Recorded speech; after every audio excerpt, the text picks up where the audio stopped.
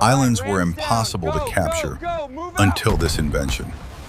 Then, before amphibious assault ships, armies couldn't land on defended beaches. Boats got stuck in shallow water. Troops exposed during landing. Defenders had all advantages. Island fortresses seemed impregnable.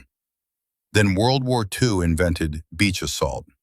Now, amphibious landing craft, World War II, LST ships, drive onto beach, doors open. Higgins boats, shallow draft, ramp drop. D-Day, 156,000 troops in one day. Iwo Jima, captured impregnable island.